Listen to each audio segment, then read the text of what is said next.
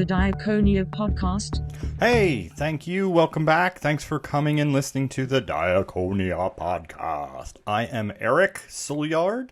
I am the writer-director of Diakonia. I am the one pushing the giant boulder uphill of trying to get the sales trailer done and then trying to get distribution, or actually not get distribution. We're looking for a production company to get involved. We are really hoping the Daily Wire would like to get involved. We'd love to work with them. They're a new media company that's looking to do just good pieces. We think this would fit perfect there, but we'd also be excited to speak to anyone, including Netflix, Hulu, Amazon, all the big people. So it is what it is. This is how you do it. You make a sales trailer, you then use the sales trailer to get attention from people, and then you hopefully get them to help you produce it and distribute it, and or you get multiple production companies. Another way is to have an independent investor come in and say they want to do it. You make it, then you sell it to Amazon, Hulu, Netflix, or you have an independent investor come in and then you do a different model where you sell it online, or you try to, market it that way. Or sometimes, people just sell, this is Christian content, so sometimes you can sell it to churches and whatnot. But again, this isn't Christian content like most people say. I'm very honest about the fact that this is based in Christian charismatic gifts and the charismatic gifts of the Spirit, and that's what gives people these powers. And it's basically a superhero movie wrapped in a spaghetti western, wrapped in the show Manifest. So it's like a thriller, and it's a thriller spaghetti westernish with a sprinkle of Marvel. And I'm excited about it. A lot of people are excited about it. The people who I need to be excited about it don't know about it and or aren't excited about it. So we have to reach people. And it's about getting the sales trailer done. It's about me pumping out behind the scenes photos, mini trailers, and just in an effort that the right thing crosses the right person's desk, and somebody at a distribution company such as the Daily Wire, or, again, any of the other major Pureflix. We'd love to work with Pureflix. I think it's something that would fit there. Our method's a little different than theirs. A lot of their stuff, in my opinion, we have Pureflix, is a little more sermon-y. And personally, that's what we're going against with this. And we're trying to make something that is hopefully intriguing and much like Moon Knight. So that might be an odd comparison, but people don't understand when you do something based in charismatic gifts and you make a real movie and you make something people want to see and you make something people go, wow, that's really neat. I never thought of that way. Or, yeah, I heard of Samson, but, wow, this guy has strength in this thing. That's weird. How does that work? Next thing you know, they're looking it up. They're Googling it. They are interested. They're like, wow, do people believe this? People believe this exists right now. Like you're capturing their imagination. When Moon Knight came out, I don't know anything about Moon Knight. I am a comic book fan. I have the Transformers series when I was little, and I have all my G1 Transformers that my kids now get to gingerly play with. I didn't know Moon Knight, but Moon Knight's based in Egyptian mythology, and I know the name of my production company is Annubis Productions, but I am not an Egyptologist, and there's a whole story behind that. And the main story is, don't name your production company after something you don't want to constantly explain to people, considering it wasn't meant to be something that intricate. So, sidebar. But, in watching Moon Knight, it's based in Egyptian mythology. And what does that make you do? I Googled stuff at times. I'm like, oh, that's the, god of this. Oh, that's weird. In Egypt, that was that.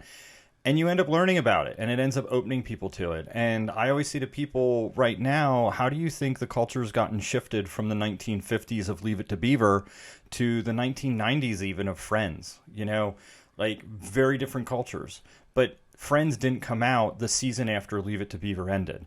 We had how many shows in between that slowly moved the culture until you could get to a show like Friends and people could watch it and go, oh, we had Golden Girls in the 80s, I believe, was the Golden Girls. And I remember, I could be wrong, so I might get yelled at, but I remember my mom watching them, and it was risque, and I think I remember her turning them off because she was like, this is not something I want to watch. And it was basically, for especially once, Blanche, risque older women, but that's where the needle got pushed at that point. And it was haha funny, these older women having these conversations. And it just keeps going and the needle keeps getting pushed. And my point is with this is if we do something that grabs people's imagination, if we do something that's not preaching at them, but we do something that is a good movie, it's a good series, it's a good piece of work, and people are into it and they're excited and they want to see what happens next. You know, if you can make something a series that is the next, wait for it, Thrones. What was it? Wait, something Thrones. We all know, you know what I'm talking about, the HBO series that had a lot of smut in it. Well, you know, if you can do that without the smut, but like have a good story, making it Game of Thrones, woo, brain for one. Actually brain for two, it took a while. But you know, that's how you move culture. You don't move culture by punching people in the face. You don't move culture by going, you know, taking people somewhere too quickly. And it doesn't mean you match the culture and you make yourself one with the culture. You know, you don't make something that's just a little bit less than the culture. That's not what you do either. You know, and it seems like right now, and me and Brock, my producer on this, have had this discussion. The church tends to have an all or nothing. You know, and I was talking to the one actor I just attached to our upcoming shoot, and we were speaking, and it was the same thing. The church, and he was agreeing, like, the church tends to have an all or nothing, where, well, that's not enough of a lesson, so that can't be a Christian film. And on the other side, the secular world, if you're going to make a movie that's a lesson movie, if you're going to make a War Room, which, no offense, dude, that movie's like, it does amazing things. All those movies do amazing things. And I don't mention them in a derogatory way, but I mention them in the sense that if you want to capture people's imagination, you know, a War Room isn't doing that. The War Room is going to be preaching, maybe not to the choir, but definitely to the choir in the first couple rows of the church.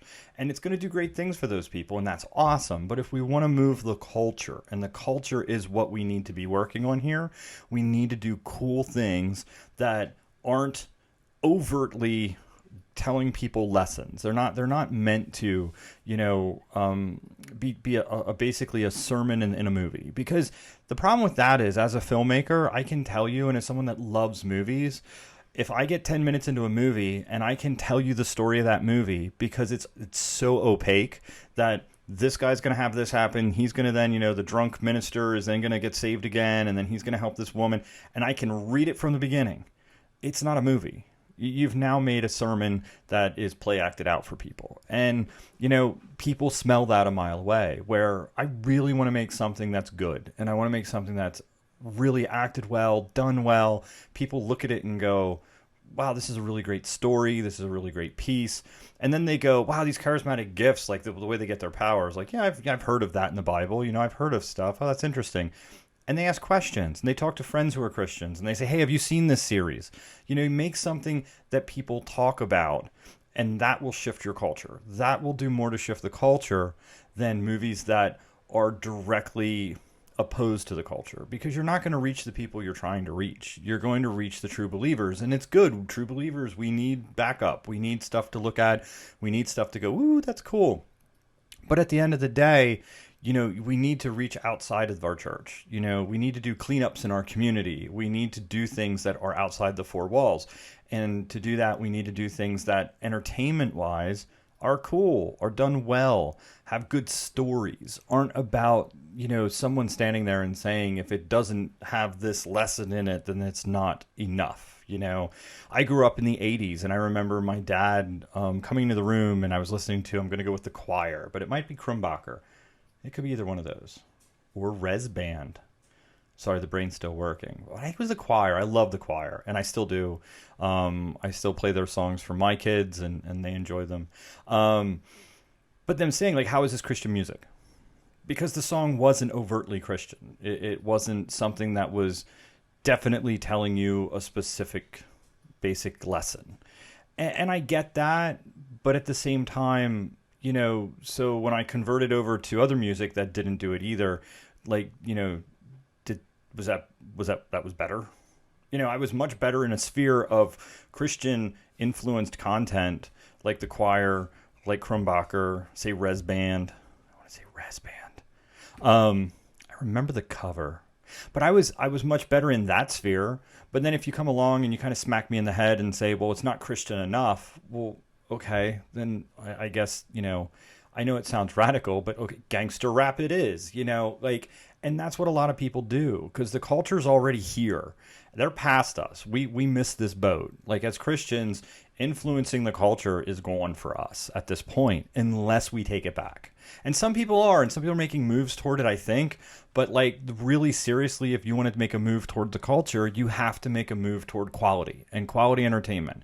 That isn't exactly going to make everyone happy on the Christian side, but on the secular side, it's not going to immediately turn people away. I did a really cool podcast with I would say, I'm going to go with acquaintance, possibly friend. I've known the guy since I did The Creek, my horror film, back in the 2000s. James Ippoliti, really cool dude, really nice guy. He's an atheist, no interest in Christian film. We had a wonderful conversation, and he hit the nail on the head to me where he was like, most Christian content, you can see it, I can smell it, I know what it is. I'm not going to watch that. He's like, this is something I'd watch because this is something I could be interested in. This is something that's going to put on display things that are from the Bible that, there is crazy stuff in the Bible. There is stuff in the Bible that's just like, wow, that's crazy. And he's like, this could be interesting. And he had said about another series, I think, that had something not similar, but yet, it was something where it could spark an interest. And that's what we don't try to do. We don't try to spark interest. We try to yell at people. And when you yell at people, they just don't listen. But if you can spark an interest, that's different. And that's what the culture's done to us over the years. They've slowly moved the bar, slowly. And then people go, oh, well, that's not that bad. I was watching this. It's a little worse, whatever. It's a little worse, whatever. And then you get 2.5 Men. And 2.5 Men's filthy. I mean, it's absolutely a filthy show. There's hardly a moment in it without an innuendo or a sexual joke of some kind. And it's absolutely disgusting. And now it's on at 7 and 7:30 and 8 o'clock when it was a 9 o'clock show because it's on reruns. And it's disgusting. And then people are seeing it. But that's how the culture worked. That didn't come along overnight. They didn't do that after Opie was on. That wasn't the next series that happened. That wasn't the series that happened after this or that. That came after Friends. And Friends, I watched as a kid, and my parents would tell me, oh, you shouldn't watch that, blah, blah, blah. And I was like, whatever.